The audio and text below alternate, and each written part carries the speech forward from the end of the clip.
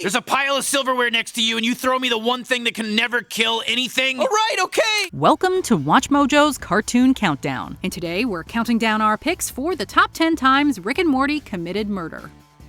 Number 10. The Zerians. The Zerians seemingly trick Rick into giving up his recipe for concentrated dark matter. After seemingly getting what they want, the Zerians let Rick and Jerry go free. But in the end, it's Rick who gets the last laugh. The aliens break out the party supplies while mixing Rick's recipe, and Prince Nebulon thanks his crew for their hard work and dedication, even going so far as to remind the audience that these are just working-class Joes with families. As he adds the last ingredient, the concoction creates a massive explosion, killing everyone on board. What happened back there? Why don't you ask the smartest people in the universe, Jerry? Oh yeah, you can't. They blew up. Number 9. Krombopulos Michael.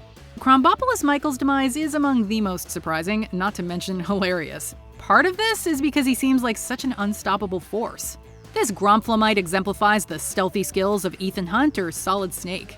Meanwhile, Morty has stolen Rick's car and goes after Krombopulos Michael in an effort to stop him and save Fart's life. In doing so, Morty accidentally kills KM, unintentionally ending one life to save another and depriving Rick of his best customer. Oh, good job, Morty. You killed my best customer, but you saved a mind-reading fart. Number 8. Do as the crystal guides. Why are they called death crystals? Do they kill you? You're thinking of bullets, Morty. Death crystals show you how you're gonna die. As Morty gives himself to the crystal, he begins to go Akira on society. Using Rick's weapons, Morty is able to rip apart the soldiers' DNA, turning them into piles of mush. According to the judge at Morty's trial, he reduced a total of 13 men to ash. Number 7. The Miniverse and Teenyverse. In order to power his car, Rick creates a microverse in his car battery, a miniature universe in which the inhabitants unknowingly work as slaves. When the car won't start, Rick learns that a scientist inside his microverse has created his own microverse. Rick doesn't hesitate to destroy the second microverse. Miniverse. Dumb name. Which in turn obliterates all life within it. Rick even implies that he was willing to, and absolutely would have destroyed his original microverse if the citizens within it didn't behave and continue to generate power for him. Dark. Number 6. Keep Summer safe. In the same episode as our previous entry, the ship is given instructions to protect Summer. When a threatening-looking man becomes aggressive towards Summer, the car uses its defenses to slice the guy into little cubes. Summer prevents the cruiser from taking another life, but that doesn't stop it from paralyzing the guy's buddy. Summer is safe. I don't feel safe. Granted, you could argue the car is the one with dirty hands. That is to say, if cars had hands. But it was Rick who built the cruiser and gave it this directive. You alright? Uh-huh. Number 5. King Jellybean. I'm Mr. Jellybean. Hi, Mr. Jellybean. Few caught us off guard quite like Mr. Jellybean. Not only does he come off as friendly at first, he's literally a talking Jellybean. Things rapidly go from sweet to sour as Mr. Jellybean gets touchy with Morty in a bathroom. A traumatized Morty narrowly escapes by bashing a toilet seat over his head. Experiencing empathy in a rare moment, Rick pieces together what the Jellybean did to his grandson, and while exiting through a portal, blasts the king into a green, gooey mess. Number 4. Fart. This sentient cloud of gas is on Krombopulos Michael's hit list. Along with the assassin, various others get caught in the crossfire as Morty tries to save this gaseous entity, who Rick ever so eloquently dubs Fart. I like this name, Fart. Yet Morty also becomes Fart's undoing.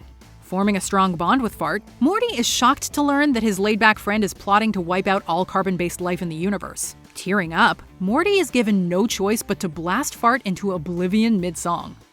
Morty, why? Number 3. Most of the Vindicators.